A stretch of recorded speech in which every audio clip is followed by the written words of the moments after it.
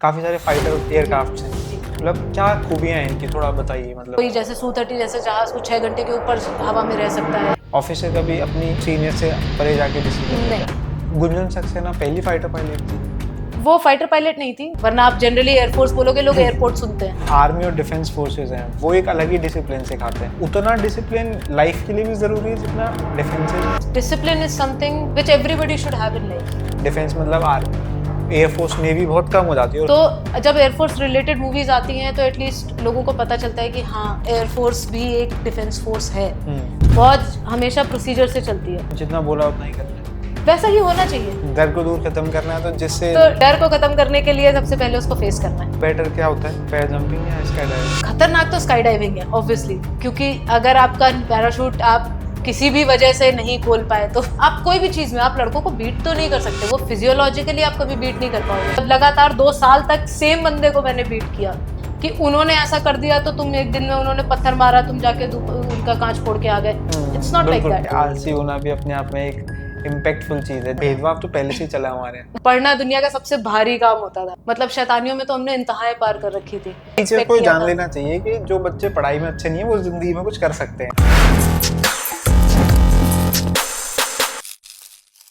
जब भी हम कोई देशभक्ति की फिल्म देखते हैं तो हमारे अंदर एक जज्बा जागता है कि हम भी उन रियल हीरोज की तरह बॉर्डर पे जाके लड़ सकें और दुश्मन को धूल चटा सकें।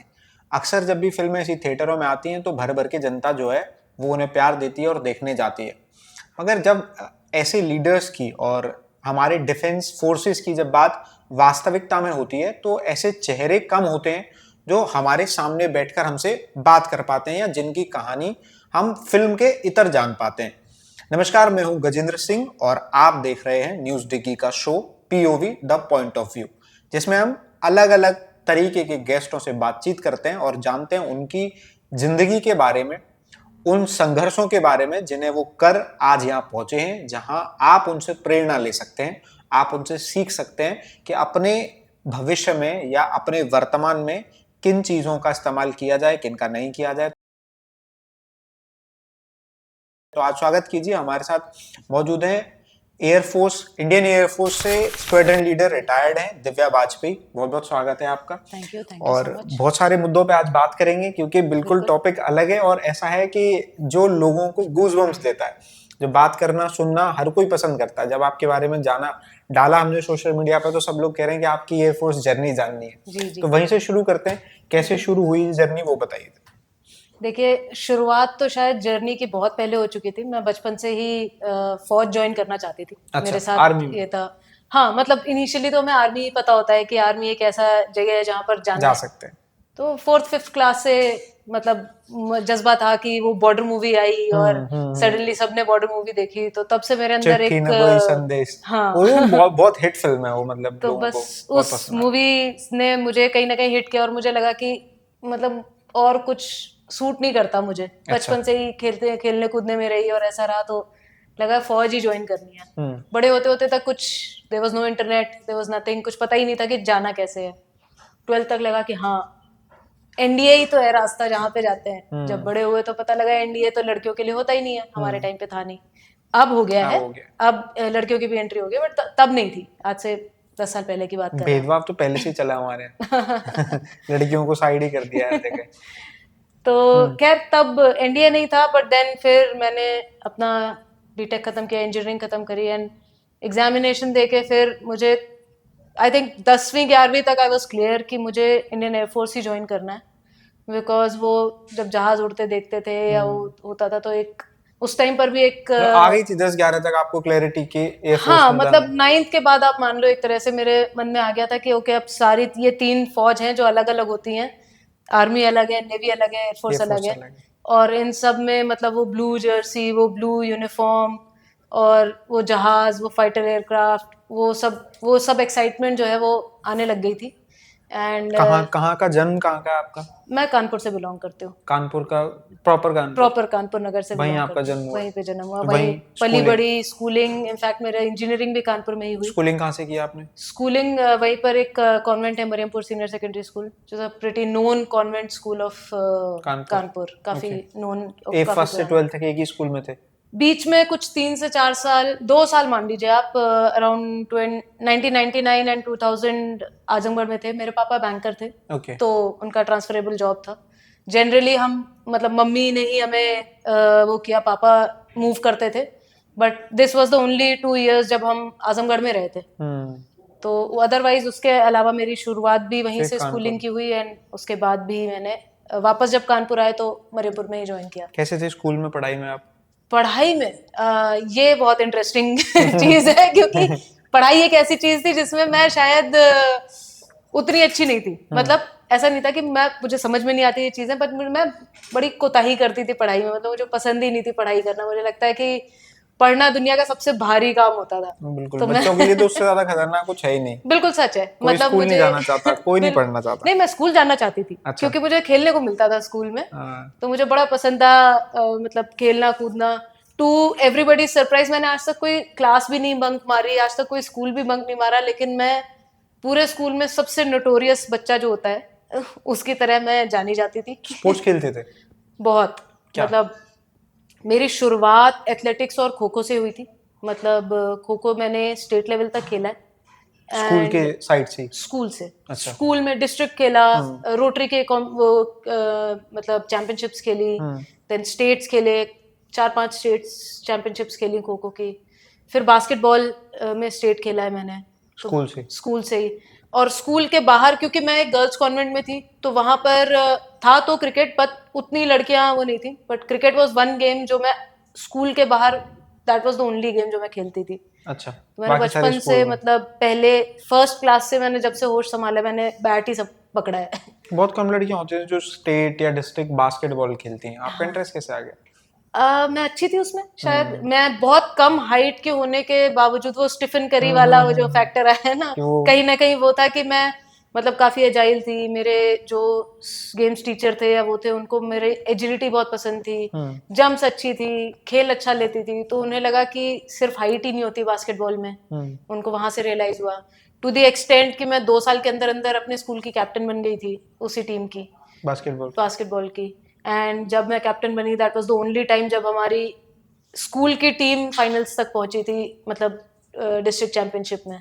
तो पढ़ाई में तो इसलिए मन नहीं लगता था क्योंकि मन बिल्कुल तो स्पोर्ट्स में लगता था। स्पोर्ट्स खेलने में टाइम नहीं, जाता मैंने था। पढ़ा, मुझे जहां जरूरत थी मैंने सिर्फ उतनी पढ़ाई करी है कि मैं किसी एग्जाम की एंट्रेंस में सिर्फ इस वजह से ना जा पाऊं कि मेरे नंबर कम है या मेरे परसेंटेज कम है। तो I have always been right on the edge. तो बिल्कुल, मैंने मतलब पासिंग मार्क्स लाए। बिल्कुल 10th में 80% और 12th में 62% समथिंग की। मतलब कोई एग्जाम ऐसा नहीं है जिसमें परसेंटेज की मतलब वजह से नहीं पढ़ाई गया में हो। इतनी अच्छी ना होने के बाद भी इंजीनियरिंग कर ली? इंजीनियरिंग का मेरा पूरा श्रेय मेरी बेस्ट फ्रेंड को जाएगा, मैं सच बताऊं तो। नाम तो क्या है? अनुश्री, अनुश्री तिवारी मेरी बेस्ट फ्रेंड है। वो मुझे कॉलेज में ही मिली, फर्स्ट ईयर में मिली।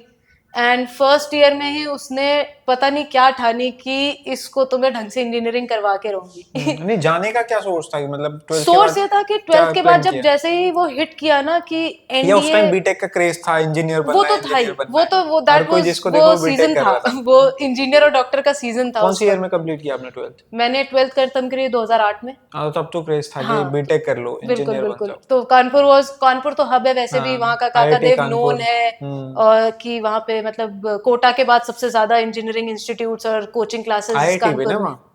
IIT IIT Kanpur. कानपुर की वजह से और भी ज्यादा फेमस है। एचबीटीआई है वहाँ पे, मतलब काफी नोन था इंजीनियरिंग के लिए। एंड मुझे लगा कि अगर मुझे ग्रेजुएशन करके ही फौज में जाना है तो सिंपल ग्रेजुएशन से अच्छा why not get a professional degree. तो मैंने उस चक्कर में बीटेक किया। साइंस बैकग्राउंड था ही, फिजिक्स केमिस्ट्री मैथ मैंने ले रखी थी 12th में। तो वैसे करके that was the only reason. मतलब कोई इंटरेस्ट वो नहीं था कि ऐसा कि मुझे इंजीनियरिंग करनी है। पर चुनी भी मैंने ब्रांच ऐसी जो मतलब कोर में सबसे सबसे डिफिकल्ट ब्रांचेस में से मान इलेक्ट्रिकल ली, engineering. Electrical and electronics both. खतरनाक पहले से ही। पहले से ही मतलब रिस्क मेरे हमेशा एज पे लेने। रहे। बट देन मेरी बेस्ट फ्रेंड थी, उसने उसने मुझे बहुत पुश किया।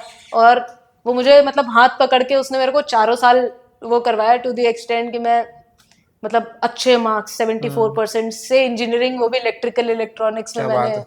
पार करी। तो पूरा पूरा श्रेय उसको जाता है। शी गॉट ऑनर्स मुझे पढ़ाने के चक्कर में। सही है, दूसरे का भला करते करते अपना हाँ, खुद नुकसान का कर तो लिया। हो ही जाता है। स्कूल का कोई मेमोरी याद है, कोई ऐसा इंसिडेंट जो जिंदगी भर चिपका पड़ा है, कभी भूले नहीं? बहुत है ऐसे स्कूल कांड के, तो अगर आप किस्से सुनने बैठेंगे अगर तो मुझे लग बताइए, रहा है यार वही सुनने बैठे घंटों हैं। बीत जाएंगे। कोई मतलब एक आध किस्सा बताओ जो सबसे ज्यादा। मैं वैसे तो एक गर्ल्स कॉन्वेंट से बिलोंग करती हूँ, पर मेरे जो स्कूल के दोस्त हैं या स्कूल का मेरा ग्रुप है ना, वो मेरे साथ आज भी है, और आज शायद 20 साल के करीब हो रहे होंगे, मेरे वही दोस्त हैं। हम्म।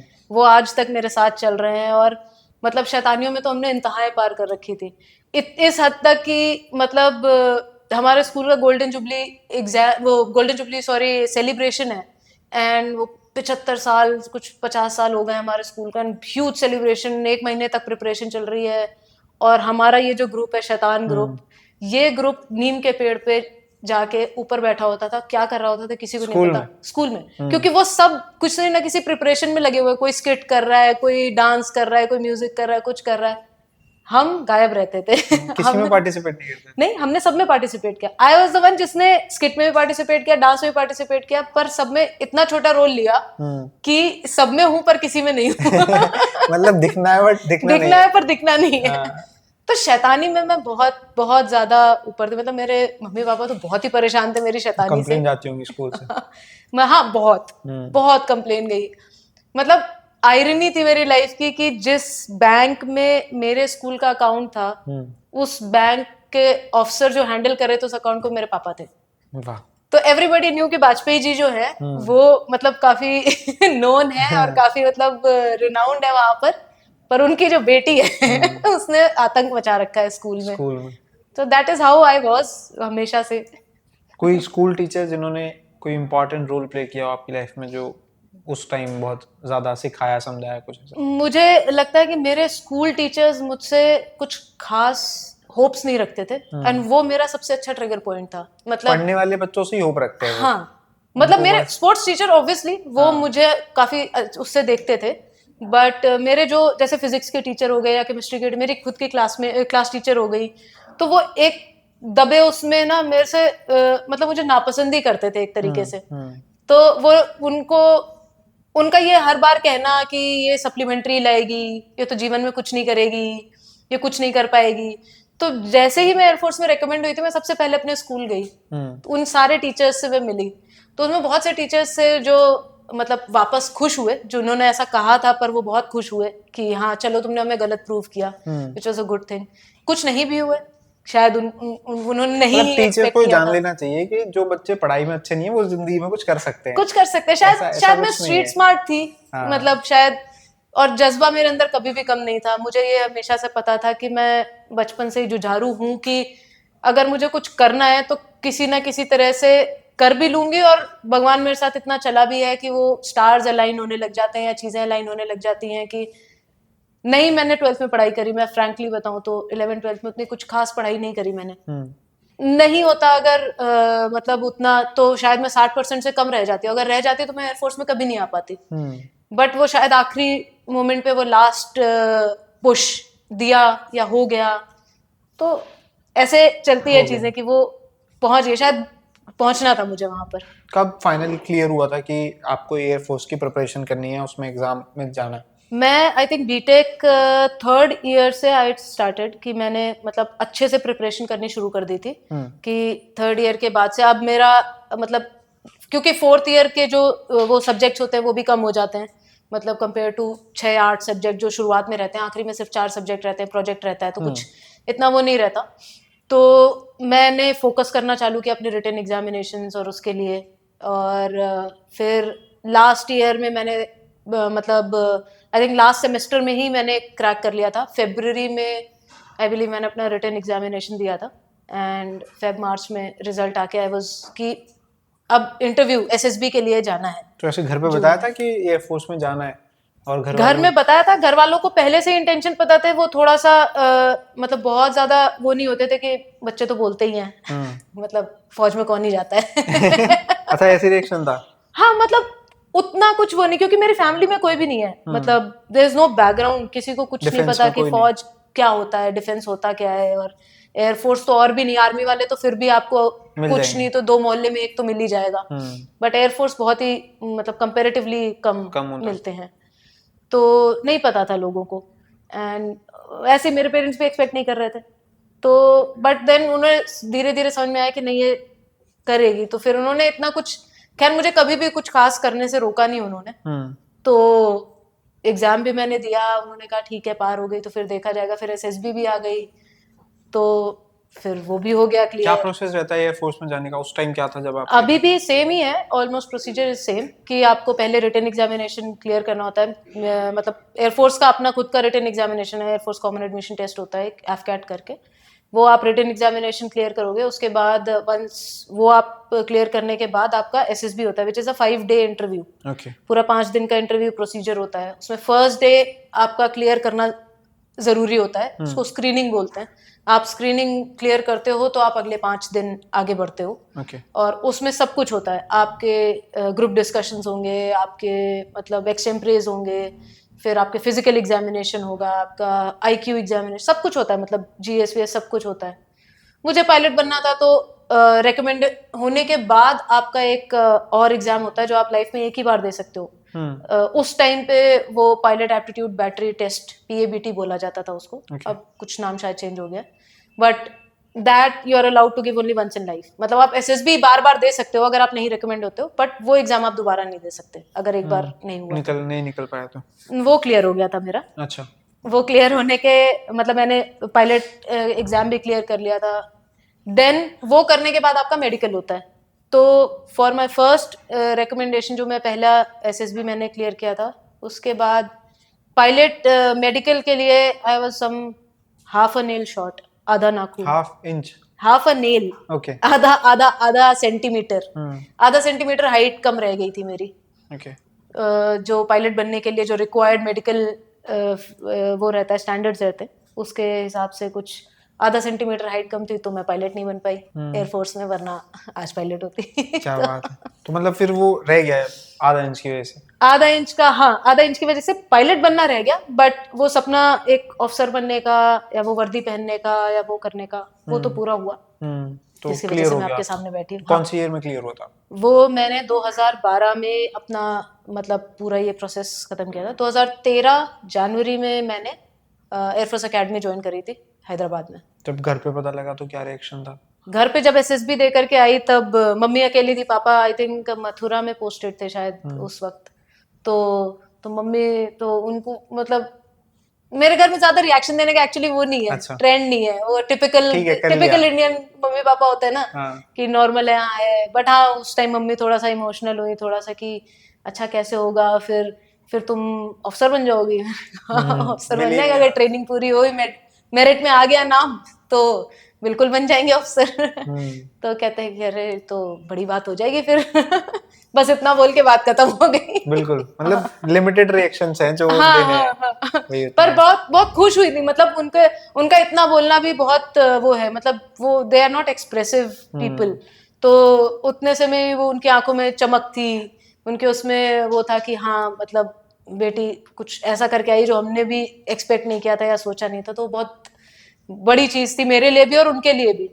तो उस टाइम पे मुझे वो याद है, वो एक उन्होंने छोटा सा डायलॉग मारा था कि अरे मैं तो फिर रो ही दूंगी अगर तुम अफसर बन जाओगे, मतलब जब वो पहन के आओगी। तो मतलब अभी भी वो फ्लैशेस में रहता है, तो बड़ा अच्छा लगता है वो सोच के कि उन्होंने, पापा? पापा उस टाइम थे नहीं, बट मेरे पापा जनरली बहुत उसमें रहते हैं, मतलब देख हाँ okay good well done, phone पे ही बात हुई है, वेरी हैप्पी, मतलब वो जनरली बहुत वो मतलब बचपन से ही मुझे वो जानते थे, मतलब वो एक्सप्रेसिव दोनों में से कोई भी नहीं है, बट पापा हमेशा से बोलते थे कि हाँ मतलब ये करेगी तो कुछ कर लेगी, मतलब बड़ा ही करेगी। वो कॉन्फिडेंस होता है बच्चे पे। हाँ मतलब कि वो शैतान भले है, वो परेशान हमें बहुत करती है, पर जैसे रिश्तेदार भी बहुत बोलते हैं कि इतना शैतान बच्चा किसका होता है। तो रिश्तेदारों को तो भी जवाब मिल गया होगा ना जब हाँ रिजल्ट आ गया था? बिल्कुल बिल्कुल बिल्कुल, उनको भी मतलब पता लग गया होगा? हाँ मतलब मैं जॉइंट फैमिली में रही हूँ काफी टाइम तक, मतलब कुछ 14 साल तक अपनी जिंदगी के जॉइंट फैमिली में ही रही, तो आखिरी के कुछ साल ही हम न्यूक्लियर हुए थे जब तक मैं इसमें आई। तो फिर मैं वापस वही दादी बाबा के घर जाती हूँ, वही बुआ बुआ लोग थे सबको, तो दे वर वेरी हैप्पी, मतलब बहुत खुश थे कि हाँ। तो 2013 में आप ऑफिसर बन गए थे? 2013 दिसंबर में मैं ऑफिसर बन गई थी। जनवरी में स्टार्ट हुई थी? जनवरी, 1 साल की ट्रेनिंग होती है हमारी पूरी, 1 साल की ट्रेनिंग के बाद फिर। कैसी थी ट्रेनिंग? ट्रेनिंग क्या खतरनाक करवाते सब कुछ करवाते हैं, मतलब जो आप मूवीज में देखोगे ऑलमोस्ट सब कुछ होता है। एंड एयरफोर्स की एक पिक्यूलियर बात ये है कि उनकी ट्रेनिंग जो है वो लड़के और लड़कियों की साथ में होती है। सो वहाँ पे ऐसा कोई डिफरेंशिएशन नहीं है कि विमेन ऑफिसर्स या there is a different academy for women officers या मेल ऑफिसर्स, या तो वहाँ पे male cadet women cadet same है, दोनों same exercise same level.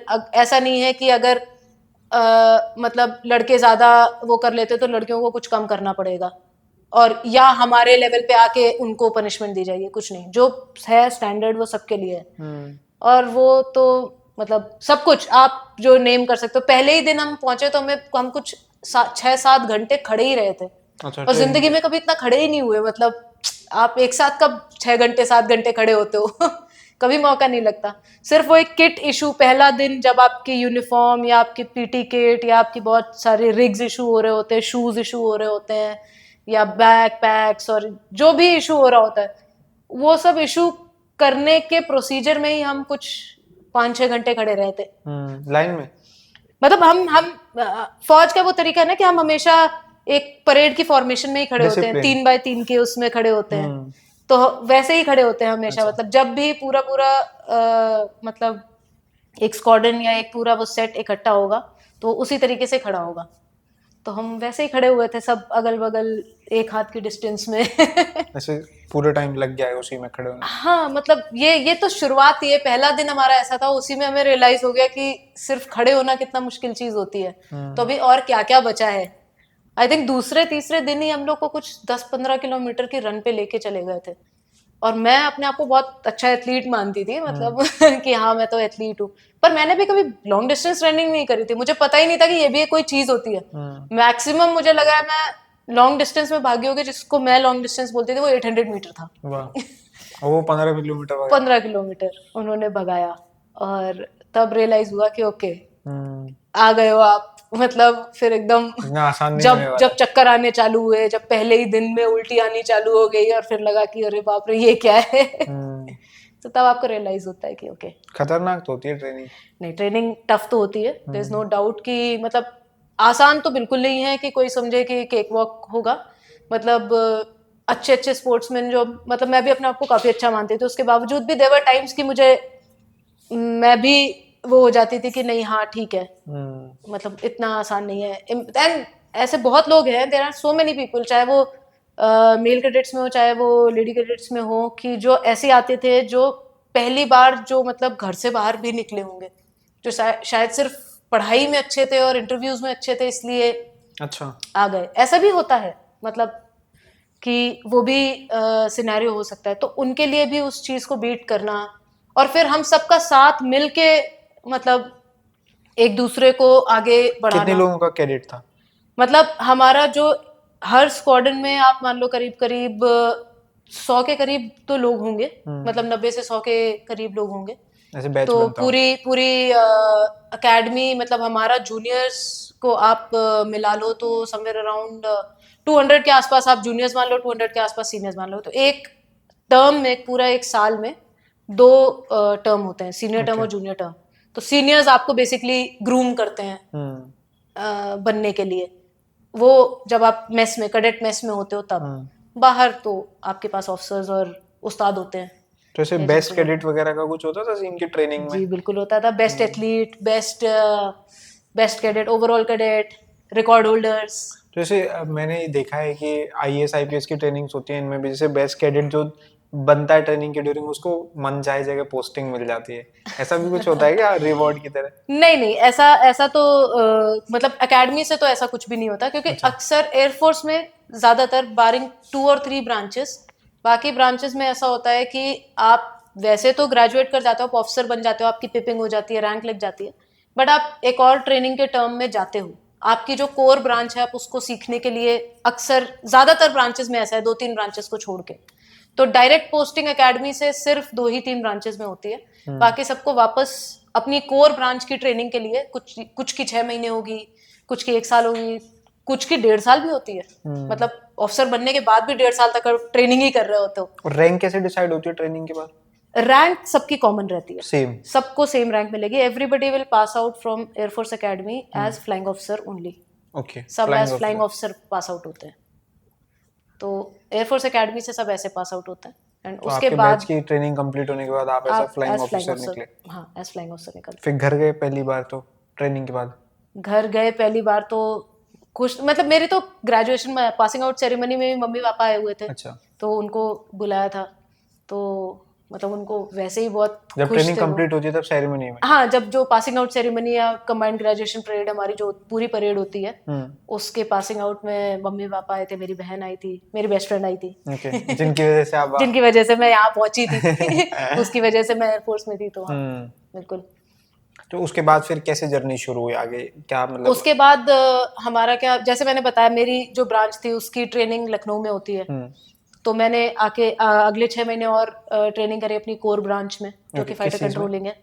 Fighter controlling एक ब्रांच है एयरफोर्स की, जो कि मतलब आप यूं मान लीजिए कि कॉम्बैट का पूरा जो जिम्मेदारी होती है, एक एयर कॉम्बैट. आप को अगर मैं लेमैन लैंग्वेज समझाऊं, अगर किसी ने फाइटर मूवी देखी होगी या टॉप गन मूवी देखी होगी, तो फाइटर तो देखी होगी. हाँ, तो उसमें एक ग्राउंड पे there is an operations room जो दिखाते हैं, जिससे वो सारी फाइट करवाई जा रही होती है, पूरी फाइट जो करवाई जा रही होती है. एग्जैक्टली. तो वो सारी फाइट जो करवाते हैं, या एक कॉम्बैट में जो डायरेक्टली ऑपरेशंस में जो इन्वॉल्व होते हैं, वो या तो फाइटर एयरक्राफ्ट होगा या फिर फाइटर कंट्रोलर होगा.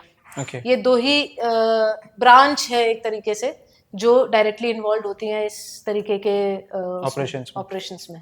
तो आप फाइटर कंट्रोलर. तो फाइटर कंट्रोलिंग की जो ट्रेनिंग है, उसका जो स्कूल है, या उसका जो मतलब ट्रेनिंग स्कूल या ट्रेनिंग कॉलेज है, वो एयर डिफेंस कॉलेज बोलते हैं उसको. वो लखनऊ में है.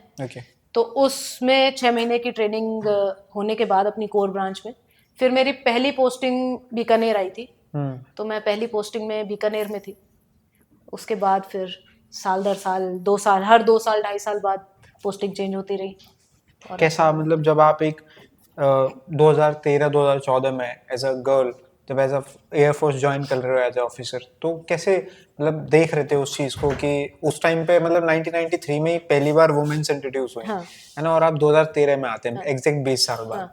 तो एग्जैक्ट 20 साल बाद भी एयरफोर्स का वो जो कहा कि हमारे यहाँ डिफेंस को आर्मी तक ही काफी देखा जाता है ऐसे करके कि डिफेंस मतलब आर्मी, एयरफोर्स नेवी बहुत कम हो जाती है और उसमें भी गर्ल्स का आना. तो 2013-14 में जब आप एक ऑफिसर बन रहे हैं, तो क्या रिएक्शन सोसाइटी के लोगों के मिल रहे थे या खुद को देख रहे थे? मतलब मेरे लिए तो बहुत अच्छा था, और इनफैक्ट सोसाइटी से भी काफी पॉजिटिव वही मिले. मतलब उनके लिए एक इंस्पिरेशन बन गया था एक तरीके से, उनके बच्चों के लिए, या उनके मतलब उनके साथ वालों के लिए, मेरे अपने मोहल्ले में, या मतलब नेबरहुड हो गया या स्कूल हो गया, उनके लिए बहुत बड़ा इंस्पिरेशन हो गया कि हाँ भाई, किसी ने कुछ सोचा, और इस बात पे सिर्फ रिस्ट्रिक्ट नहीं हुए कि मतलब वो लड़की है या ये लड़कियों के लिए नहीं है, या कैसे ढूंढे या कैसे करें, उस चीज पे रिस्ट्रिक्ट ना हो करके मतलब उसको पार किया. एंड बहुत ही पॉजिटिव मतलब रिस्पॉन्स था पूरी, मतलब मेरे आसपास के जितने लोग थे या वो थे, उन्होंने बहुत ही पॉजिटिव रिस्पॉन्स दिया. इनफैक्ट बहुत इंस्पायर्ड मतलब उन्होंने फील किया कि हाँ, अगर हमें कहीं जाना है या हम किसी से सलाह ले सकते हैं या पूछ सकते हैं या चीजें कर सकते हैं, तो मतलब व्हाई नॉट हर. सबसे ज्यादा चैलेंजिंग चीज क्या रही थी जब तक आप ज्वाइन करे एज अ ऑफिसर? सबसे ज्यादा उस प्रोसेस में चैलेंजिंग क्या था? कोई रुकावट, कोई दिक्कत? मेरे लिए मुझे लगता है पर्टिकुलरली, क्योंकि मैं अपने पर्सनली अपने बारे में बात करूंगी, तो मेरे लिए सबसे चैलेंजिंग मुझे लगता था मेरा रिटन एग्जामिनेशन पार करना ही सबसे चैलेंजिंग था. अच्छा. Because I was not use to, and मुझे पसंद नहीं था. ऐसा नहीं था कि मैं पढ़ने में कमजोर थी या इंटेलिजेंस में कुछ कमी थी या वो थी, मुझे पसंद ही नहीं था एग्जाम देना, या मुझे वो कंसेप्ट नहीं पसंद था, या मुझे वो नहीं था. मुझे लगता था कि why test intelligence when there are other things. तो वो अपने वो रिबेलियस थॉट वो वैसे होते हैं, तो वो अलग चीजें थी. तो मेरे लिए मुझे लगता है कि सबसे चैलेंजिंग मेरे लिए वो प्रोसेस था जिसमें मुझे पढ़ाई करनी थी, और पढ़ाई करके वो रिटन एग्जाम पार करना था. शायद उसके बाद मेरे लिए चीजें थोड़ी आसान हो गई थी, या थोड़ा अच्छे से उसको फिर समझा मैंने कि नहीं यार, पढ़ाई करना भी उतना ही जरूरी है, या लिखना या पढ़ना या पार करना एक प्रोसीजर है, उस प्रोसीजर को फॉलो करना भी उतना ही जरूरी है. वो समझ धीरे धीरे आती है। मेरे लिए वो सबसे बड़ा उस वक्त के लिए चैलेंज शायद वो था। रिटन एग्जाम बाकी चीजें तो मुझे लगता है बाकी सब सेकेंडरी था। मतलब पेरेंट्स साथ में थे या ऐसा कोई कभी ऐसा कोई किसी ने चैलेंज थ्रो नहीं किया कि नहीं तुम मतलब ये नहीं करोगे या वो नहीं करोगे या ऐसा कुछ। तो वैसा कोई सोसाइटल चैलेंज तो जब तक आपके आसपास अपने माँ बाप रहते हैं, अपनी फैमिली साथ दे रही है, तब फैमिली तक में कोई अपोज नहीं करता था कि नहीं ये नहीं। नहीं करना। बट मतलब अब अपोज तो किसी ने भी नहीं किया। लोगों की एक्सपेक्टेशन ये होती है कि अगर आपने इंजीनियरिंग किया why not go in that branch only, क्योंकि वो एक्सपोजर नहीं है जो एक्सपोजर आज की डेट में लोगों के पास है, या जो इन्फॉर्म्ड यूथ या इन्फॉर्म्ड सोसाइटी आज की डेट में है because of internet mobile what ever, तब नहीं था शायद इतना। इंटरनेट होता जरूर था बट तब सिर्फ गेम्स खेलने के लिए यूज होता था, विच इज अ फैक्ट। तो तब उतना हम यूज नहीं करते थे, उसको समझ नहीं पाते थे, ना हम समझा पाते थे अपने पेरेंट्स या सोसाइटी। उन्हें भी लगता था कि हाँ अगर इलेक्ट्रिकल इंजीनियरिंग करिए तो गो इन BHEL, NTPC करो, NHPC करो, गेट दो, MTech करो। हाँ, ये भी तो बहुत सारे सवाल जनरेट होते होंगे ना कि इंजीनियरिंग कर रहे थे तो हम हाँ बीटेक कर रहे थे, तो फौज कहाँ? क्यों और वो फौज किस लिए? क्यों? उसका भी जवाब एक तरीके से कहीं ना कहीं मेरे पास था, क्योंकि पायलट के लिए जो आपका मतलब जो क्वालिफिकेशन क्राइटेरिया था उस वक्त वो फिजिक्स केमिस्ट्री मैथ था, certain number of certain percentage off score था उनके कॉम्बिनेशन में, और वो सब चीजें थी। और प्लस जो पायलट की पढ़ाई होती है, जो कि मुझे मतलब मैंने धीरे धीरे जब लोगों से बात करनी शुरू करी या थोड़ा और नॉलेज लेनी चालू करी तो पता चला वो भी इट इज ऑल एरोनॉटिकल। तो कहीं ना कहीं पढ़ाई भी उससे, तो अगर मैं उसमें जाती तो डेफिनेटली ये इंजीनियरिंग तो मुझे हेल्प करती, जो कि मैंने कहीं ना कहीं उसको यूज किया। भले मैं नहीं कर पाई पर मैंने अपने साथ के जो मेरे साथ के पायलट ऑफिसर्स थे उनको मैंने मतलब उनको पढ़ाने की कोशिश करी, क्योंकि मैं इंजीनियर थी, मुझे उस टाइम मैं बहुत फ्रेश थी उन चीज़ों से, तो मैंने उनको पढ़ाई वो चीज़ें जो वो नॉर्मल ग्रेजुएशन से आए थे उनके लिए वो समझना मुश्किल था। तो इस तरीके से आप कहीं ना कहीं किसी ना किसी तरह से उसको यूटिलाइज कर ही लेते जैसे हो। आजकल ना बहुत ज्यादा फिल्में बनने लगी, मतलब पहले पहले भी बनती थी बट आजकल लोग नोटिस करने लगे। जैसे अभी एक लड़की पे फिल्म बनी और वो भी एयरफोर्स में थी, गुंजन सक्सेना, आपने देखी होगी, जानवी कपूर ने उसमें रोल प्ले किया। फाइटर भी आई है ना, भुज भी आई अजय देवगन की, अभी स्काई फोर्स भी आई अक्षय कुमार की। जब ऐसी फिल्में आती हैं तो आप कैसे देखते हैं इन फिल्मों को और कैसे कनेक्ट करते हैं? मतलब देखिए हमारे लिए मतलब पहले तो मैं बहुत खुश होती हूँ फ्रैंकली कि चलो एयरफोर्स पे फिल्म्स आ रही हैं, बिकॉज जेन्युइनली एक्सपोजर बहुत कम है आम जनता का इस मतलब अदर देन आर्मी और भी किसी फौज को समझने के लिए जेन्युइनली बहुत कम एक्सपोजर है। तो जब एयरफोर्स रिलेटेड मूवीज आती हैं तो एटलीस्ट लोगों को पता चलता है कि हाँ मतलब एयरफोर्स भी एक डिफेंस फोर्स है। वरना आप जनरली एयरफोर्स बोलोगे लोग एयरपोर्ट सुनते हैं मतलब जनरली ये होता है। बट इन मूवीज को जब हम देखते हैं तो मुझे मतलब ये अच्छा लगता है कि आप जेन्युइन ऑपरेशंस या जो एयरफोर्स ने वो किया है उसको एटलीस्ट लोग स्टडी करके लोगों के सामने लेकर के आ रहे हैं। वरना जैसे कारगिल में भी और हमने बाकी 1971 के वॉर हुए सब में एयरफोर्स का कहीं ना कहीं रोल रहा है। तो वो रोल्स को दुनिया के सामने लेकर के आना, और मूवी बहुत अच्छा जरिया लगता है मुझे कि उसको आप आम जनता को प्रेजेंट करो ताकि उन्हें पता चले और वो इस चीज को और जाने, और ऐसे कितने लोगों को इंस्पायर करे कि हाँ वो भी एयरफोर्स ज्वाइन कर सकते हैं और सिर्फ आर्मी ही एक तरीका नहीं है मतलब देश को सर्व करने का, ये यूनिफॉर्म पहनने का। गुंजन सक्सेना पहली फाइटर पायलट थी? वो फाइटर पायलट नहीं थी, वो हेलीकॉप्टर पायलट थी। हेलीकॉप्टर हेलीकॉप्टर पायलट थी, बट वो पहली इस टर्म में थी कि वो कॉम्बैट जोन में पहली वुमेन थी जो वुमेन ऑफिसर थी जो कॉम्बैट जोन में गई थी। कभी तो मिले आप उनसे? नहीं, उनसे मिलना तो नहीं हुआ। उनसे क्या सुना, उन फिल्म को देखा आपने? उनकी फिल्म देखी थी कारगिल में, हाँ जी। मतलब काफी ज्यादा इंस्पायरिंग लगती है जी स्टोरी। जी जी। तब जिस हिसाब से वो लड़ती हैं और फाइट करती हैं, मतलब जब एक समाज में कोई भी लड़की जब कुछ ऐसा करती है जो बैरियर्स को तोड़ता है या एक रिबेलियस स्टेप होता है तो वो देता है एक प्रेरणा लोगों को, और जब वह फिल्में बनती हैं तो वो इंस्पायर होते हैं। बिल्कुल। आज आप हमारे सामने बैठे हैं, क्या पता आप पे भी फिल्म बन रही हो कभी। तो आपने भी कभी फाइटर जेट या प्लेन एयरक्राफ्ट वगैरह उड़ाए? मैंने एयरक्राफ्ट उड़ाया नहीं है, बट मैं एज अ को पायलट एक कॉम्बैट मिशन में जरूर गई थी, क्योंकि हमारी जैसे मैंने आपको बताया कि दो ब्रांचेस हैं जो डायरेक्ट कॉम्बैट में इन्वॉल्व रहती हैं।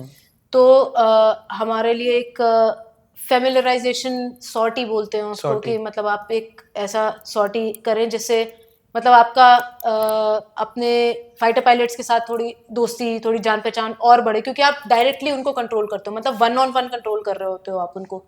तो उसमें मैंने बीकानेर में MiG-21 टाइप 69 एक जहाज है, ट्रेनर होता है उसमें, ट्विन कॉकपिट होता है, तो उसमें मैंने एक कॉम्बैट मिशन फ्लाई किया था। एंड वो I was lucky enough to get that experience, जो मैं बचपन से करना चाहती थी, शायद फ्लाई नहीं कर पाई, but as a copilot I got a chance to sit in that cockpit. तो बहुत ही अलग लेवल का एक्सपीरियंस था वो। ये मैंने लिखे भी हैं, बहुत सारे हैं, जैसे मिराज 2000, हाँ। MiG-21, सुखोई, राफेल, तेजस, काफी सारे फाइटर एयरक्राफ्ट हैं। जी। मतलब क्या खूबियां हैं इनकी, थोड़ा बताइए। मतलब हर एयरक्राफ्ट की अपनी खूबी है, उनके वेपन सिस्टम्स कैसे हैं, उनके मतलब हर जहाज का अपना एक वेपन सिस्टम है, सब में अलग मिसाइल लगती है, सब में अलग गन्स लगती हैं, अलग अलग तरह के बॉम्ब्स लगते हैं, सबकी कैपेबिलिटी अलग होती है। कोई जहाज कितने मतलब कोई जैसे Su-30 जैसे जहाज को 6 घंटे के ऊपर हवा में रह सकता है, कोई सुखोई, हाँ जैसे रफेल है वो भी कई घंटों तक हवा में रह सकता है एक बिना रिफ्यूल किए, या हवा में एयर टू एयर रिफ्यूल भी हो सकते हैं जहाज। अच्छा, बहुत से ऐसे जहाज हैं जो हवा में रिफ्यूल हो सकते हैं। मतलब फाइटर्स की बात कर रही हूँ मैं, कि ये आपको उनको जो लैंड कराने की जरूरत नहीं है, वो हवा में ही कॉम्बैट कर रहे हैं, हवा में उनको रिफ्यूल करके आप वापस उनको फाइटर जेट से air to air air to air refuel हो जाते हैं। कैसे? सो हमारे एयर टू एयर रिफ्यूलर जहाज है हमारे पास, अच्छा। जिनसे आप रिफ्यूलिंग करते हैं। तो वो हर कंट्री के पास इस तरीके के एसेट्स होते हैं, और हर कंट्री इस तरीके का अपने पास रखती है। ज्यादातर कंट्रीज, मतलब नॉट हर कंट्री तो मुश्किल हो जाएगा उनके लिए, बट हाँ जो भी केपेबल कंट्रीज हैं एटलीस्ट, वो इस तरीके का अपने पास वेपन सिस्टम या इस तरीके का इन्वेंट्री जरूर रखती है कि हाँ वो हवा में रिफ्यूल कर सके या मैं वो पढ़ कर रहा था तो सके। पता चला 2296 2296 फाइटर जेट्स हैं अभी हमारे पास इंडिया में, और हम 4th नंबर की एयरफोर्स एयरफोर्स है, रैंक हासिल करते हैं। यस, कैसे? मतलब 4th बिगेस्ट एयरफोर्स। हाँ, मतलब जो अभी वर्ल्ड में यूएस, चाइना और रशिया को छोड़ दें हाँ जी, तो प्राउड होता है इस बात पे। बिल्कुल। लगता है कि अब मैं हमारा हिस्सा थी डिफेंस उस सिस्टम। मैं इस हाँ। प्राइड का हिस्सा थी एक समय पर, और आज भी हूँ, मैं जिंदगी भर रहूंगी मतलब उसका हिस्सा। तो वो प्राइड तो एक मतलब मैं हमेशा अपने सीने पर लेकर घूमूंगी कि हाँ मतलब 4th largest air force in the world and I have served that. तो वो एक फीलिंग ही अलग है मतलब। और इतना बड़ा एयरफोर्स मतलब इतनी बड़ी कंट्री के लिए शायद जरूरी भी है, तो इसलिए हम आपने 2013 से 2023 तक सर्व किया, राइट? जी 10 साल थे। 10 साल। क्या सबसे ज्यादा खतरनाक चैलेंजिंग चीज क्या थी विद इन 10 ईयर्स? मतलब जो लगा कि ये था चैलेंज, ये था जो परे था। ऐसे बहुत से वो आते हैं, किसी एक को नेम करना तो, क्योंकि जब when it comes to defence forces generally हम मतलब किसी ना किसी वॉर से रिलेट करते हैं या किसी ना किसी उससे रिलेट करने की कोशिश में लग जाते हैं, जबकि हर दिन शायद एक फौजी के लिए एक अपनी तरीके का एक चैलेंज होता है। हर दिन कुछ ना कुछ नया, कुछ ना कुछ अलग होता रहता है। हमारी ब्रांच में मतलब भी इस तरीके के वो थे कि हम कॉम्बैट प्रैक्टिसेस करते थे। बहुत बार ऐसा हो जाता था कि जहाज की इमरजेंसी होती थी, या जहाज मतलब ऐसा होता था कि उनको बस आपको last minute you have to land them, वो जहाज को बचाना या उस पायलट को ऐसा बचाना हुआ या वास्तव में कभी? बिल्कुल वास्तव कोई में इंसिडेंट ऐसे बताइए ऐसा कभी। ऐसा हुआ है कि मतलब जैसे MiG-21 थोड़े पुराने जहाज होते थे, तो उन जहाजों का जो रेडियो टेलीफोनी सिस्टम था वो उतना अच्छा नहीं था जितना आज के जहाजों का है। तो जब हम कम्युनिकेट करते थे, अक्सर वो कम्युनिकेशन अगर क्लियर नहीं है या उनके पास उतने एडवांस्ड एवियोनिक्स नहीं होते थे उस वक्त जैसे ट्रेनर्स में, तो तब जब वो उनको कोई इमरजेंसी होती थी, क्योंकि पुराने जहाज है, वेयर टेयर होता ही है, किसी ना किसी तरीके की इमरजेंसी हो जाती है, तो you just have to guide them. और हमारे पास उसके भी प्रोसीजर्स है। फौज हमेशा प्रोसीजर से चलती है, उनके पास हर चीज को डील करने का कोई ना कोई मतलब एक तरीका है। और अच्छी चीज फौज में ये है कि जो चीज आप बोलते हो या जो चीज आपको सिखाई जाती है आप वो करते हो। और शायद यही रीजन है कि फौज इस तरीके से आगे बढ़ती है कि अगर कभी कभी मैंने उनको बताया कि आपको ये स्टेप फॉलो करने हैं, आप घबराइए मत, आप ये मत करिए, जस्ट फॉलो दी स्टेप्स, और अगर वो उसी स्टेप को फॉलो करते हैं और वो करते हैं तो they have landed back safely, lot of them. मतलब ऐसे कई बार ऐसा हुआ होगा और कई बार उनको हम सेफली लेकर के आ गए हैं वापस। कभी कभी ऐसा होता है, जैसे अभी स्काई फोर्स भी एक फिल्म आई थी अक्षय कुमार की, उसमें भी दिखाया, कई फिल्मों में ऐसे देखने को मिलता है कि जो पायलट है और वो मतलब अगर एज पर द सिचुएशन खुद से सब आउट ऑफ द बॉक्स जाके डिसीजन ले लेते हैं, जो उनका कमांडर है वो उसका नहीं उसके अकॉर्डिंग चल रहा है। ऐसा वास्तव में भी होता है कि ऑफिसर कभी अपनी मतलब बहुत सीनियर से परे जाके डिसीजन लेता नहीं, है? जनरली फौज में ऐसा नहीं होता। हम्म। जो देखो मूवी में भी कुछ एग्जैजरेट करके चीजें दिखाई जाती हैं, कोई डाउट नहीं है उसमें, बट जब वो शायद समय रहा होगा या जब वो सिचुएशन रही होगी या चीजें रही होंगी और उस वक्त अगर कुछ डिसीजन लिए गए या किसी ने लिया तो वो तब के डिसीजन थे, उस लेवल की सिचुएशन होनी चाहिए। वरना अगर वो वॉर लाइक सिचुएशन नहीं है या वो नहीं है तो जनरली फौज का सलीका यही कहता है कि आप फॉलो करते हो कमांड्स को, आप ओवररूल नहीं करते चीजों को। और ये अमूमन तो बिल्कुल नहीं होता कि कोई ओवररूल करे और वो करे, इट्स नॉट। वो हमें एक्चुअली हम ट्रेन ही नहीं होते इस तरीके से, हमें ट्रेन किया ही नहीं जाता उस चीज में। हमें वो ट्रेनिंग शुरुआत से ही वो ट्रेनिंग ऐसी होती है कि आपको फॉलो करना है। और why commanders command is called a command, मतलब there is a reason to it always. तो इसलिए तो जितना बोला उतना ही करना है। वैसा ही होना चाहिए, अगर वरना फौज नहीं कहलाएगी। डिसिप्लिन बहुत ज्यादा जरूरी डिसिप्लिन इसीलिए उसको डिसिप्लिन फोर्स, इसीलिए वो कमांड, वो चीजें, वो इसीलिए वो शब्द इजाद किए गए और बोले गए उनको, क्योंकि वो एक सलीका है उस चीज को फॉलो करने का। तो ऐसा ऐसा नहीं होता कि कोई उस चीज से परे जाए और मतलब फॉलो ना करे उन चीजों को। डिसिप्लिन पे बात कर रहे हैं, लाइफ जो है ना वो भी एक डिसिप्लिन सिखाती है, बट जो आर्मी और डिफेंस फोर्सेस हैं वो एक अलग ही डिसिप्लिन सिखाते हैं। उतना डिसिप्लिन लाइफ के लिए भी जरूरी है जितना डिफेंसेस में। बिल्कुल, इवन इन डिफेंस आप नहीं चाहो तो आप मत रहो डिसिप्लिन। मतलब once you become an officer, अगर आपको नहीं करना तो आप सिर्फ अपना काम कर सकते हो, आप अपनी लाइफ में डिसिप्लिन नहीं रहना चाहते हो तो आप नहीं रह सकते हो। बट मुझे लगता है कि फौज नहीं फौज, defence non defence, discipline is something which everybody should have in life. मतलब वो आपके लिए है, वो किसी और के लिए नहीं। वो डिसिप्लिन आपके लिए है, आप कैसे अपनी लाइफ को कंडक्ट कर रहे हो, आप कैसे अपने दिनचर्या आपकी कैसी है, आप चीजें कैसी हैं, आप क्या फॉलो कर रहे हो, all those things are in your hand. मतलब वो डिसिप्लिन तो बहुत जरूरी है। एंड ऐसा ये तो मतलब इनडिसिप्लिन्ड होके तो मुझे लगता नहीं है कोई बहुत आगे तक जा सकता है।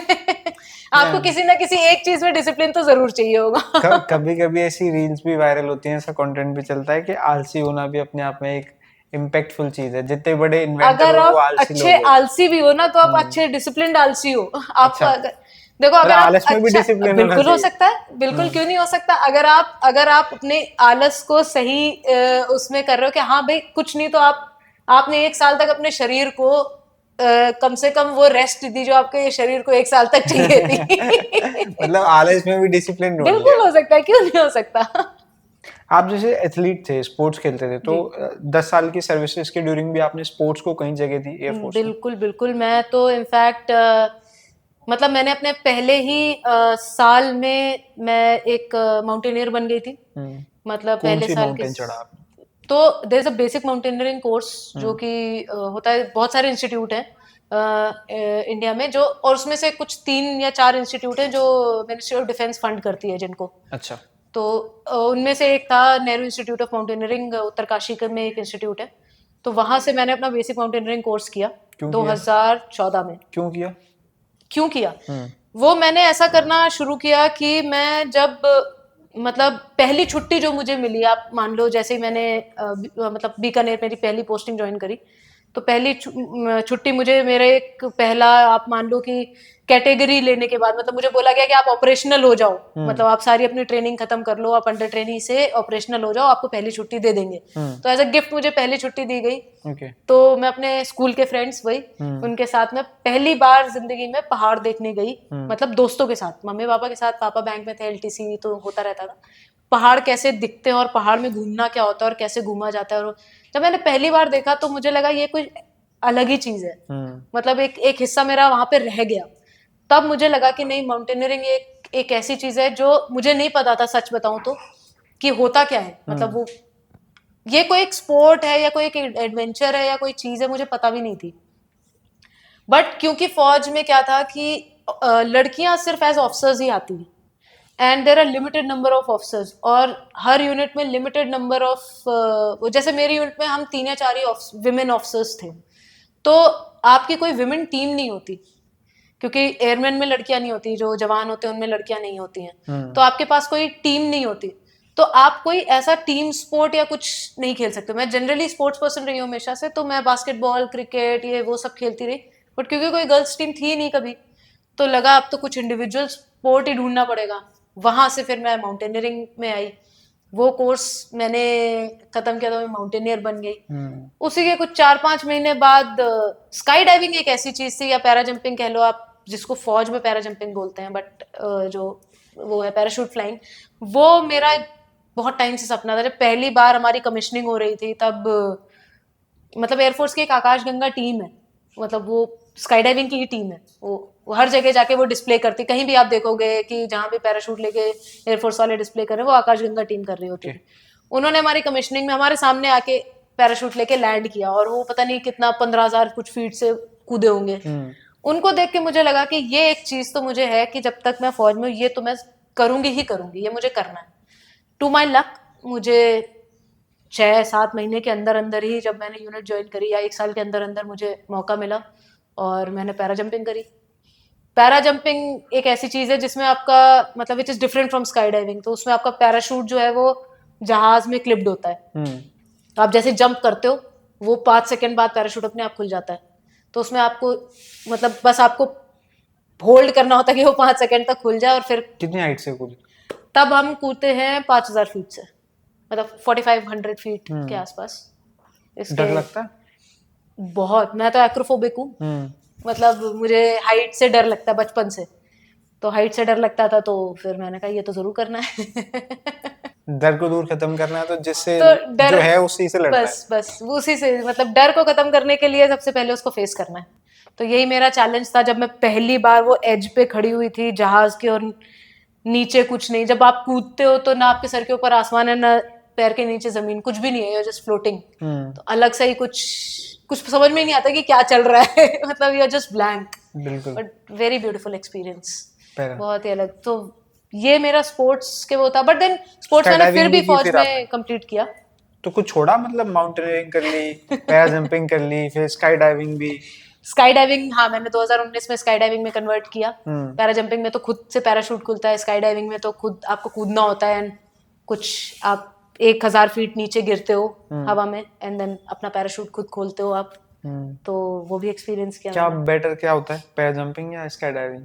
खतरनाक क्या होता है? खतरनाक तो स्काई डाइविंग है ऑब्वियसली, क्योंकि अगर आपका पैराशूट आप किसी भी वजह से नहीं खोल पाए तो फिर क्या, देन व्हाट। तो स्काई ऐसा डाइविंग का हो अपना जाता है ऐसे अलग कभी कभी कि नहीं खोला? पॉसिबल है, बिल्कुल पॉसिबल है, ह्यूमन है, इंसान है। आप जंप करे, आप सेंसेस में नहीं रहे, आप मतलब बहुत से ऐसे इंसिडेंट्स भी हो चुके हैं, सिविल में भी, बाहर भी जहाँ स्काई डाइविंग होती है, या कहीं पे भी। मतलब ऐसा हो सकता है बिल्कुल कि आप ना खोलो, पर फौज की अच्छी चीज ये है, और हमें बचपन मतलब फौज के बचपन से ही सिखा दिया जाता है कि कोई हाथ पकड़ के तुम्हें कुछ नहीं सिखाएगा। तो अनलाइक सिविल में जैसे होता है ना कि आप कूदो तो आपके साथ एक ट्रेनर साथ में कूद रहा होता है, वो आपके पीछे लगा होता है, वो खोलता है पैराशूट।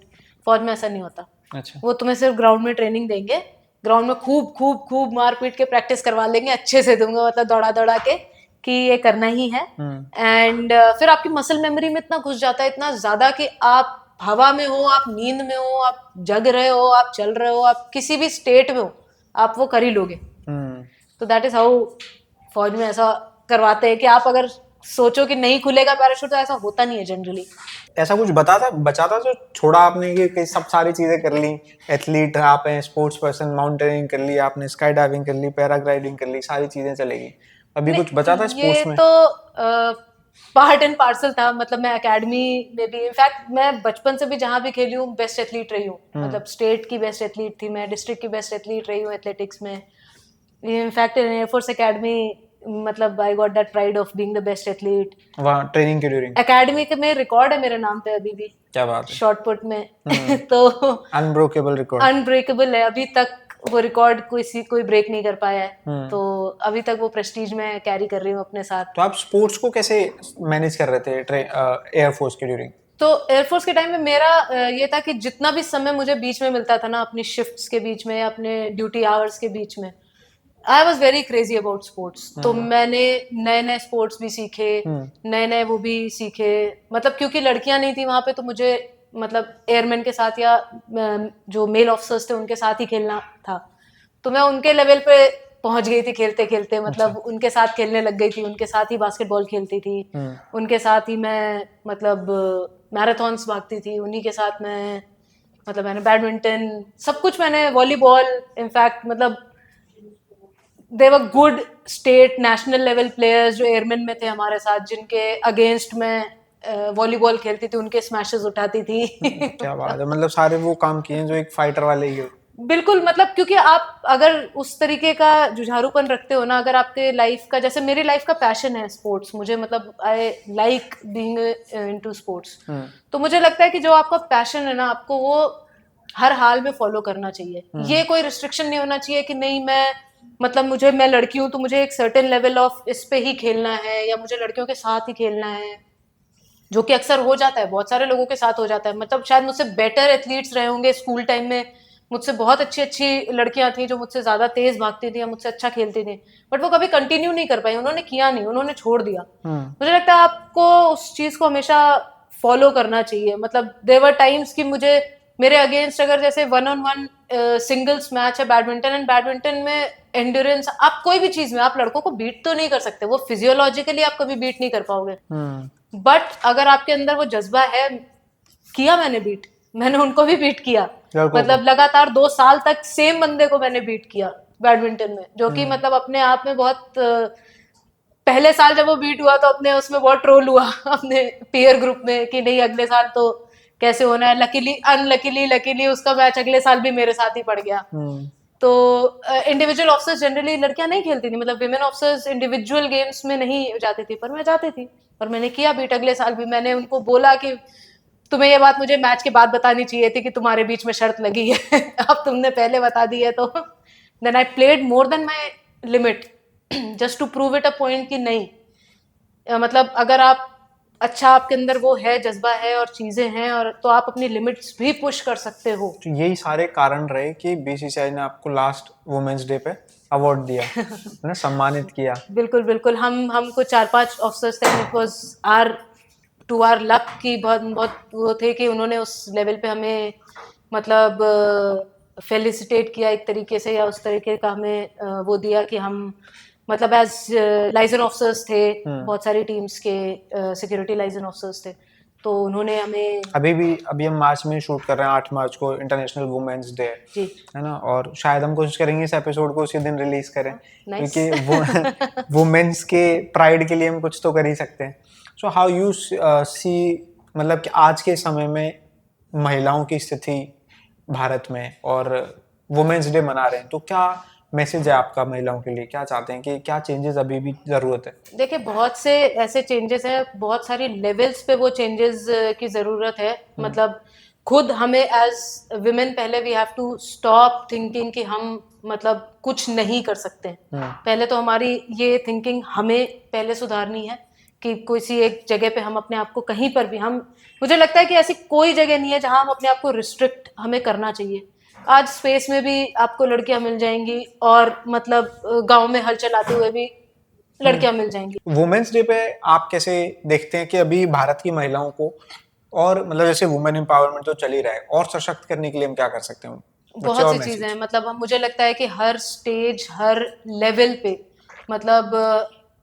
मतलब जब आपके अपने घर के बच्चे हैं ना, उनको समझाने और उनको बड़ा करने से लेकर, या उनको वो तालीम देने से लेकर के to the level of the government taking right decisions for women, मुझे लगता है ऐसे बहुत सारी लेवल्स हैं जहां पर हमें अभी भी बहुत इम्प्रूवमेंट की जरूरत है। देयर इज नो डाउट कि हम पहले से बहुत आगे आ चुके हैं, और नहीं आए होते तो मैं आपके आगे नहीं बैठी होती शायद। मतलब और इससे पहले कि आपके बहुत सी जितनी विमेन आपके पॉडकास्ट पर आ चुकी हैं, वो शायद नहीं होती हैं अगर हम इस लेवल पर नहीं आए होते। बट मुझे लगता है कि वो बहुत ही चुनिंदा कुछ लोग हैं, बहुत कम लोग हैं, और अभी भी हमारे पास बहुत स्कोप है, because we are we are a country of 140 million people, मतलब हमारे पास 140 करोड़ लोग हैं, तो उसमें से बहुत सी ऐसी औरतें जो बहुत कुछ कर गुजरने की तथा भी रखती हैं और बहुत कुछ कर गुजर सकती है, अगर उन्हें सही प्लेटफॉर्म मिले, सही हाथ मिले जो उनको पकड़ के आगे बढ़ाए, ना कि सिर्फ उस तरीके से देखा जाए कि हाँ भाई लड़कियां जो हैं वो सिर्फ चौके और घर की चारदीवारी के भीतर से के अंदर ही रह सकती हैं। मतलब आज रहती भी नहीं है, अच्छी चीज ये है, और आगे बढ़ना चाहिए। और मुझे लगता है कि हर एक बंदे का इसमें, हर एक इंसान का, हर एक फैमिली मेंबर का इसमें सपोर्ट की बहुत ज़रूरत है। और हमारे एजुकेशन सिस्टम को, हमारे हमारे गवर्नमेंट को, हमारे बहुत सारे उसमें ऐसे लेवल्स हैं, ऐसी चीज़ें हैं, ऐसे प्रोग्राम्स हैं जो लाए जा सकते हैं। और सिर्फ प्रोग्राम्स लाने से नहीं होगा, मुझे लगता है कि उनको फॉलो करना, उनको देखना कि वो ग्राउंड लेवल पे एग्जीक्यूट हो रहे हैं कि नहीं, वो जब सही, ये सब कुछ जब एक खांचे में बैठेगा तब जाके वो पजल सॉल्व होगी, और तब जाके शायद ट्रू वुमेन एम्पावरमेंट जिसको हम बोलते हैं ना, वो हो पाएगा। 1993 में पहली वुमेन की एंट्री हो गई थी, एंड उसके बाद भी 2016 में जाके हमें इंडिया को 3 फाइटर पायलट्स मिली जो फीमेल फाइटर पायलट्स थी, women fighter pilots, Avani Chaturvedi, Mohana Singh and Bhawana Karn, तीनों। मतलब जब मैं, मुझे आज भी याद है, जब मैं सुबह का अखबार पढ़ रहा था तो एकदम फ्रंट पेज ऐसे आया है कि 3 महिला फाइटर पायलट जिन्होंने फाइटर जेट्स उड़ाए। मतलब जब ऐसे मूवमेंट्स क्रिएट होते हैं आपके देश के लिए और उस सेगमेंट के लिए जो आपके लिए फाइट कर रहा है, आप उस सेक्शन से जुड़ी हुई है एयरफोर्स से, तो कैसे देखती हैं उन तीनों को? आपके जूनियर्स हैं कहीं ना कहीं, तो जब वैसे हिस्ट्री क्रिएट होती है, फाइटर जेट बनी, क्या कुछ कहेंगे? मुझे तो लगा जब मैंने वो मतलब हम तक जब वो खबर पहुंची है, जब मुझे पहली बार पता चला कि एकेडमी में there are 3 lady cadets who are being trained for fighters, तो मेरे लिए तो बहुत ही नेक्स्ट लेवल एक्साइटमेंट की, क्योंकि वो मेरा सपना था, मैं सच बताऊं तो एक तरीके से मुझे लग रहा था कि चलो, भले मैं शायद 3 साल पहले पास आउट हो गई अगर मैं 3 साल बाद पास आउट होती तो आज मैं शायद ये कर पाती, यू नेवर नो। पर मुझे बहुत खुशी हुई और मुझे बड़ा अच्छा लगा कि हम एज एज एन ऑर्गेनाइजेशन ये डिसीजन ले पाए, और ये हो पाया ऑन ग्राउंड, ये एग्जीक्यूट हो पाया कि हाँ हमारे पास अब फीमेल फाइटर मैं पायलट्स उनमें हैं। से मिला हूँ एक से, भावना कर्ण से, उनकी फैमिली से मिला था, वो मथुरा में ही थे जब ये बने, तो हम उनको विश करने गए थे। मतलब उनकी फैमिली में से प्राउड था ना, ये मतलब बात करके लग रहा था कि हाँ they achieve something in their life, बिल्कुल कि बिल्कुल वो टैग जो मिलता है ना, फर्स्ट फीमेल फाइटर पायलट, बिल्कुल वो भी उस सेक्शन में जहाँ दुनिया नहीं उम्मीद कर रही तुमसे। बिल्कुल। ठीक है, जैसे हमारे देश में अभी बालाकोट एयर स्ट्राइक हुई थी, जब भी एयर स्ट्राइक होती है तो एयरफोर्स की चर्चा होती है क्योंकि उनका कमाल है। तो ऐसी जब ये स्ट्राइक्स प्लान होती हैं तो क्या स्ट्रेटजी रहती है, क्या कुछ होता है, इस पे कुछ कहेंगे? स्ट्रैटेजीज तो देखिए कोई मतलब एयरफोर्स की स्ट्रैटेजी तो यहाँ पे डिस्कस करने का वो नहीं है, बट स्ट्रैटेजी हमेशा ये रहती है कि जो आपके लीडर्स हैं, जो उनका प्लान है कि वो मतलब किस तरीके से, उनका आपका टारगेट क्या है, या आप किस वजह से उस मिशन को एग्जीक्यूट कर रहे हो, वो वजह अगर आपके पास होती है, वो उस वजह के और उसके आसपास की सारी चीजें उसके इर्द गिर्द प्लान करी जाती हैं।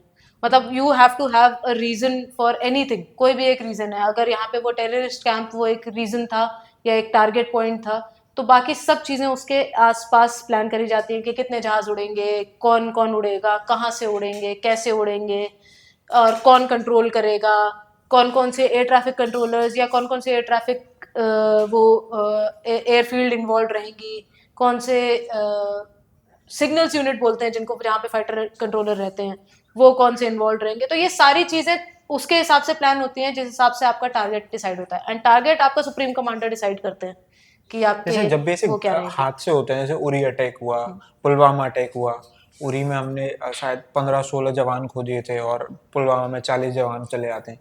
तो आप, जब आप उस जिम्मेदारी पे हैं जहां आपको डिफेंस करना है या आप उन टीम्स में हैं, आप कैसे इनको देखते हैं ऐसे इंसिडेंट्स को? और फिर मतलब गुस्सा तो आता होगा बहुत सामने वाले देखिए पे। इसमें कोई डाउट नहीं है, वो हम फौज में आने से पहले एक भारतीय नागरिक है, और मुझे नहीं लगता कि ऐसा कोई भारतीय नागरिक होगा जिसको ऐसे किसी भी इंसिडेंट पे गुस्सा नहीं आएगा।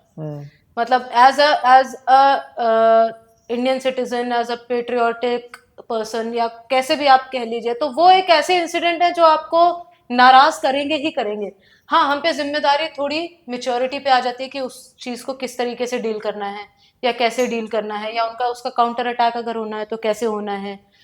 और वो सब आप एज एन इंडिविजुअल नहीं कर सकते, वो एज एन ऑर्गेनाइजेशन या एज अ कंट्री होता है, क्योंकि उसके रेपरकशंस, ये एक दिन का वो नहीं है कि उन्होंने ऐसा कर दिया तो तुम एक दिन में, उन्होंने पत्थर मारा तुम जाके उनका कांच फोड़ के आ गए। इट्स नॉट लाइक बिल्कुल, दैट। बच्चों वाली लड़ाई नहीं है ना। वैसे वाली लड़ाई नहीं है। तो अगर आपको कुछ ऐसे चीजें करनी होती है, वो करना होता है, तो उसमें पूरा पूरा देश इन्वॉल्व होता है, पूरे देश की मतलब पूरी गवर्नमेंट इन्वॉल्व होती है, पूरे डिसीजंस इन्वॉल्व होते हैं, and that is how you execute it. जैसे जब भी कोई डिफेंस में होता है तो माना जाता है कि वो इमोशनली बड़ा स्ट्रांग होगा, है ना, और मतलब उसको नहीं है अपने इमोशंस दिखाने का। आपसे सवाल पूछा लोगों ने, तो मतलब कैसे आप भी इमोशनली स्ट्रांग फील करते हैं अपने आप को, कि नहीं शो करते हैं या जल्दी इमोशंस आ जाते हैं? देखिए, मैं इमोशनली स्ट्रांग तो क्या बोलूँ, हाँ, अगर आप मेरे से पर्सनली पूछ रहे हैं तो मुझे नहीं पसंद कि मैं अपने इमोशंस जनरली दिखाऊं। मतलब एटलीस्ट सैड इमोशंस नहीं। हाँ, मैं खुश हूँ, मैं गुस्से में हूँ, गुस्सा भी जनरली मैं नहीं दिखाती हूँ, बट हाँ, खुशी मैं बहुत अच्छे से करूंगी, चाहे वो किसी के भी साथ हो, वो हो। बट हाँ, ये कुछ ऐसे मैं मतलब, हाँ, डिफेंस क्या, ये तो मैं जब मैंने जैसे बताया ना, जैसे मेरे घर में भी ज्यादा इमोशनल दिखाने वाला फैक्टर है नहीं उतना, तो वो कहीं ना कहीं घर से भी आता है कि आपको आदत नहीं है, या आप उतने मतलब एक्सप्रेसिव नहीं रहे हो उस मामले में, तो आप नहीं एक्सप्रेस कर पाते हो या नहीं एक्सप्रेस करते हो, तो उसी वजह से शायद वैसा ही है नेचर। 2023 में क्यों एंड कर दिया आपने अपनी सर्विस? तो हमारा जो इनिशियल एंगेजमेंट होता है एज अ वुमेन ऑफिसर, वो होता है शॉर्ट सर्विस कमीशन, जो कि 10 साल के लिए होता है। तो 10 साल के बाद आपके पास ऑप्शन रहता है कि आप अनदर 4 ईयर एक्सटेंड कर सकते हो अपनी सर्विस, उसके लिए आपको विलिंगनेस देनी होती है। तो मुझे लगा अगर रिटायर 4 साल बाद ही होना है तो रिटायर ही होना है, might as well retire young, so that you have options in your life, and आप अपने दूसरे पैशंस को फॉलो कर सको, आप चीज़ों को फॉलो कर सको। एंड मैंने बहुत ही प्राउडली, बहुत ही पॉजिटिवली, बहुत अच्छे से अपने 10 साल फौज को दिए, और बहुत अच्छे से वो वक्त गुजारा है। तो मैं बहुत पॉजिटिव मेमोरीज के साथ आई वॉन्टेड टू लीव फौज and follow my other patience. क्या तो प्लान्स हैं एयरफोर्स रिटायर होने के बाद? मेरा पैशन यही था कि, और जो अभी भी है और जिसको मैं फॉलो कर रही हूँ, कि मुझे स्पोर्ट्स इंडस्ट्री में I have to make a difference, क्योंकि स्पोर्ट्स मेरा बचपन से, जैसे हम डिस्कस करते ही आ रहे हैं, कि मेरा बचपन से ही स्पोर्ट्स की तरफ रुझान कुछ एक्स्ट्रा रहा है। तो मेरा मन यही था कि अगर मैंने फौज को एज अ पैशन छोड़ा है, तो मैं स्पोर्ट्स में कुछ बड़ा नाम करूँ, कुछ अच्छा करूँ, अच्छे ऑपरेशंस, अच्छा मैनेजमेंट, अच्छे इवेंट्स, अच्छी चीज़ें उनमें इन्वॉल्व हूँ, और कुछ डिफरेंस लेकर के आ पाऊँ, मतलब अपने स्पोर्ट्स के, अपने कंट्री के स्पोर्टिंग कल्चर में। तो दैट इज माय। क्या कभी कुछ कर रहे हैं अभी उस चीज के लिए आपकी? देखिए, अब आपने कोशिश तो जारी है हमारी, मतलब जो स्पोर्टिंग इंडस्ट्री है, मेरे को WPL में मौका मिला था इन्वॉल्व होने का। इसी तरह से खो खो वर्ल्ड कप अभी रिसेंटली जो इंडिया ने जीता है, दोनों मेल और फीमेल दोनों खो खो वर्ल्ड कप हमारे कंट्री में आए, उसमें उस इवेंट में मैं इन्वॉल्व थी। और ऐसे बहुत से इवेंट्स होते हैं, बट उनमें इन्वॉल्व होके एंड फर्दर उनका management and all those things, so that is how I am involve right now. हमारी भी कोशिश है कि आप बिल्कुल अपनी कोशिश में कामयाब हो, क्योंकि स्पोर्ट्स ऐसी चीज है कि इंसान को कम्युनाइट भी करता है, जोड़ता भी है आपको। और एक जो स्पोर्ट्स स्पिरिट है ना, वो मतलब जो डिफेंस से रिलेटेड ही है। मतलब जैसे आदमी देशभक्ति में है, वैसे ही अगर वो स्पोर्ट्स है तो उसकी जिंदगी में अच्छे पॉजिटिव बदलाव हमें देखने को मिलते ही रहेंगे। तो अच्छा है। आप किसी स्पेसिफिक स्पोर्ट्स को लेके चल रहे हैं या सारा? नहीं, मेरा अभी एज ऑफ नाउ तो स्पेसिफिक नहीं। क्रिकेट मेरा पर्सनल फेवरेट हमेशा से रहा है, क्योंकि मैंने बचपन से वो गेम खेला है। बट उसके बावजूद भी, मतलब क्योंकि मैं बाकी सारे स्पोर्ट्स में इन्वॉल्व रही हूँ, तो कोई एक स्पेसिफिक स्पोर्ट एज सच अभी मैंने वो नहीं किया है कि मैं इसमें रहूँगी। But I just want to make a difference in that sporting culture of our country. Definitely you can, और हमारी भी उम्मीद है कि आप जरूर करें उस चीज़ को। बहुत बहुत शुक्रिया हमसे बातचीत करने के लिए। एक लंबी बातचीत हमने की है रिकॉर्ड आपके लिए। और अगर आप भी डिफेंस सर्विसेज में इंटरेस्ट रखते हैं और एयरफोर्स में स्पेसिफिकली, और अगर आप फीमेल हैं, वुमेन हैं, और इस चीज़ में आगे जाने का प्लान कर रहे हैं, तो डेफिनेटली दिव्या मैम की स्टोरी आपको इंस्पायर कर सकती है और बहुत कुछ सिखा सकती है, आपको प्रिपेयर कर सकती है उन चीज़ों के लिए जो आपकी लाइफ में आगे आने वाली हैं या आएंगी। तो हमारी बातचीत अगर पसंद आई है तो कमेंट में तारीफ कीजिए, सराहिए, क्योंकि बहुत मेहनत लगती है ये शूट करने में, आप तक ये बातें पहुंचाने में। और अगर किसी बात से नाराजगी है तो वो भी आप कमेंट बॉक्स में लिख सकते हैं, बट आप देखेंगे, लोगों को दिखाएंगे जिनको इसकी ज़रूरत है, तो ज़्यादा हमारा जो पर्पज़ है वो पूरा हो पाएगा। और जल्दी किसी नई बातचीत में आपसे मुलाकात करेंगे, तब तक के लिए धन्यवाद।